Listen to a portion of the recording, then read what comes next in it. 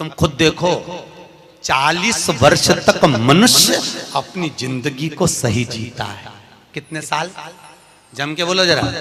40 साल तक मनुष्य अपने जीवन को सही जीता है। खूब खाता, आराम से पचता, खूब डेंटिंग पेंटिंग सब चकाचक, कपड़े मपड़े सब जोरदार, रकम मकम सब पहने, खूब अच्छा लगे, क्योंकि 40 वर्ष की जिंदगी तुम्हारी है।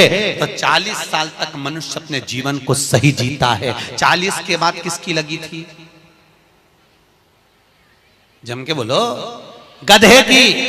तो 40 से 60 तक मनुष्य गधे जैसा बोझा ढोता है। बच्चों को बड़ा करना है, शादी करना है, मायरा भरना है, परिवार को पालना है, तो बोझा ढो रहा है। जैसे गधा बोझा नहीं ढोता, ऐसे 60 तक बोझा ढोया। 60 के बाद उम्र किसकी लगी?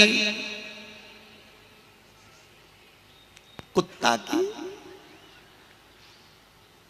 जब 80 की उम्र में आता है तो कुत्ते को दरवाजे पे रखा जाता है। जब तुम्हारी 80 की उम्र होगी तो घर के लोग कुर्सी डाल के, खटिया पलंग दरवाजे के पास हॉल में बिठा देंगे, वहीं बैठे, और रोटी भी दरवाजे के पास, चाय भी दरवाजे के पास, क्योंकि कुत्ते को अंदर परमिशन नहीं है। और कोई भी मिलने आया तो वहीं से चिल्लाया, बहु, वहीं से आवाज लगा रहा, क्योंकि कुत्ते की उम्र लगी है। वहीं से अब कुत्ते के बाद में 80 के बाद 80 से 100 उल्लू की। डॉक्टर साहब क्या गए? डॉक्टर साहब मुझे रात में नींद नहीं आती। डॉक्टर साहब ने टेबलेट दे दी, नींद की गोली दे दी, डॉक्टर साहब ने इंजेक्शन लगा दिया। कितने भी अच्छे अच्छे डॉक्टर को दिखा लेना, पर 80 से 100 साल की जब उम्र होगी, डॉक्टर को क्या मालूम कि किसकी लग गई। शिव महापुराण कहती है 80 से 100 में कितनी भी दवाई खाओ, कितने भी इंजेक्शन लगवाओ, पर रात्रि को नींद नहीं आएगी। गोली खा भी लोगे तो रात के 1:30-2 बजे तक चकाचक सोएगी, 2 बजे के बाद उल्लू जैसी बैठी रहेगी। 2 बजे के बाद कितना भी खाओ, कितनी भी दवाई खाओ, कितने भी अच्छे डॉक्टर को दिखाओ, पर 80 से 100 में जाग रही। आधी रात को जागे, बहू के मम्मी सो नहीं रही, आई सोई नहीं, आई के मारे नींद ही नहीं आई। अब इसके कौन समझाए? उल्लू की लगी, कौन समझाए इसके? 80 से 100। अपन तो सब कथा छोड़ो, अपन अपनी कथा पे आओ। चलो महाराज, तो जो बहुत दूर रहती है ना वो अच्छी लगती है, जो पास में रह रही दूर के ढोल सुहावन, ठीक नहीं है, श्रेष्ठ नहीं है। भागवत ज्ञान गंगा यज्ञ समिति वालों, काय श्रेणी की कथा 10-15 मिनट ज्यादा हो जाए तो कोई दिक्कत तो ना है? हाँ, क्या विचार है तुम्हारा? नहीं, अगर खाना हो तो मैं तुम अक्षतम केसम कर दूं, मारे का ये मिर्ची का ठेसा तैयार, अपने कहीं कर। आमठी न चावल, आज तो खूब चक निपटा। अगला प्रश्न है, तो ये प्रदक्षिणा का प्रश्न है। अगला प्रश्न, शिवलिंग की पूजा करने के लिए शिवलिंग को घर में कहां रखें? जहां तुम्हारी मर्जी हो।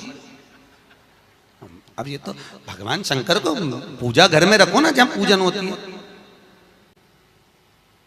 जहां देवता बैठे हुए वहां रखो।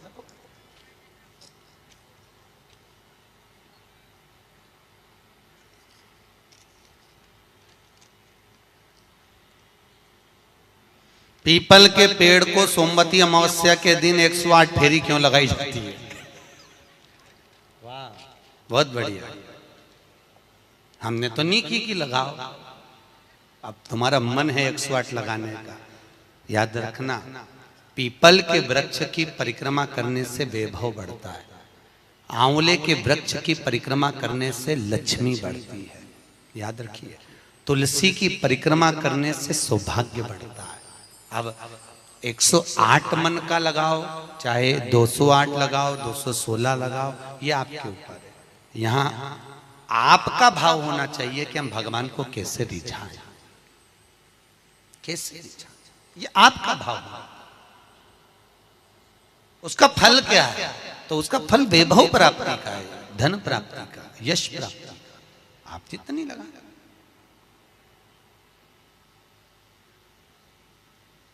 ऋषभदेव जी के पुत्र श्री भरत जी महाराज